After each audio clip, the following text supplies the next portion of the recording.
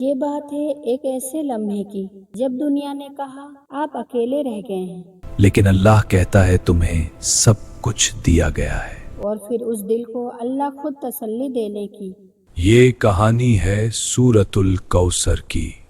مکے کی گرم دوپہر تھی، ہر طرف خاموشی تھی، لیکن ایک گھر کے اندر غم کی لہر چل رہی تھی۔ رسول اللہ صلی اللہ علیہ وسلم اپنے بیٹے عبداللہ کی وفات کا غم سہ رہے تھے۔ یہ میرا بیٹا تھا، میرا سکون، وہ بچہ جو کبھی ان کی آنکھوں کا نور تھا، آج دنیا سے جا چکا تھا۔ لیکن اس غم کے بیچ باہر کچھ اور ہو رہا تھا۔ ایک شخص جو رشتے میں چاچا تھا لیکن دل سے دشمن، وہ خوش تھا۔ اب محمد کا نام ختم ہو گیا، اب کوئی وارث نہیں، اب کوئی یاد رکھنے والا نہیں۔ سوچئے جب ایک باپ اپنے بچے کے غم میں ہو اور کوئی اس کا مذاق اڑائے، یہ لفظ تیر کی طرح دل میں لگتے ہیں۔ یا اللہ تو ہی میرا سہارا ہے۔ لیکن اللہ نے اپنے نبی صلی اللہ علیہ وسلم کو اکیلے نہیں چھوڑا۔ اسی لمحے نازل ہوتی ہے ایک چھوٹی سی سورہ، انا اعطیناک الکوثر۔ صرف 3 آیت، لیکن اتنی پاورفل کہ دنیا بدل دے۔ بالکل ہم نے تمہیں کوثر عطا کیا۔ یہاں انا زور دینے کے لیے ہے، یعنی بے شک، یقیناً، کوئی ڈاؤٹ نہیں۔ کوثر کیا ہے؟ ایک صحیح حدیث میں آتا ہے، رسول اللہ صلی اللہ علیہ وسلم نے فرمایا، ایسی نہر ہے جو کبھی ختم نہیں ہوتی، جس کا پانی دودھ سے زیادہ سفید، شہد سے زیادہ میٹھا ہے۔ لیکن کوثر صرف ایک ندی نہیں ہے، کوثر کا مطلب ہے بے شمار خیر۔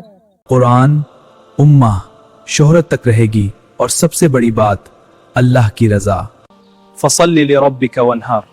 اپنے رب کے لیے نماز پڑھو اور قربانی دو۔ یہاں اللہ کہہ رہا ہے، جب تمہیں اتنی نعمتیں ملی ہیں تو شکر کیسے ادا کرو؟ 2 طریقے، نماز یعنی پرائیویٹ عبادت، قربانی یعنی دل سے بھی اللہ کے ہو جاؤ اور لوگوں کے سامنے بھی اس کا ذکر کرو۔ اِنَّ ثَانِیَاکَ هُوَ الْأَبْتَرُ، جو تمہیں نفرت کرتا ہے وہی بے نشان رہ جائے گا۔ ابو لہب کہہ رہا تھا ان کا نام ختم ہو جائے گا۔ اللہ نے جواب دیا، نہیں، تم ختم ہو جاؤ گے۔ آج پوری دنیا رسول اللہ صلی اللہ علیہ وسلم کا نام لیتی ہے، ہر اذان میں ان کا ذکر ہوتا ہے، ہر نماز میں ان پر درود بھیجا جاتا ہے، اور ابو لہب، اس کا نام صرف ایک وارننگ بن گیا، ایک چیتاونی بن گئی۔ آج ہماری زندگی میں اس کا کیا مطلب ہے؟ بیٹی کو بوجھ سمجھ۔ آج بھی لوگ کہتے ہیں بیٹی پیدا ہو گئی۔ یہی سوچ ابو لہب کی تھی، اسلام نے اس سوچ کو توڑ دیا۔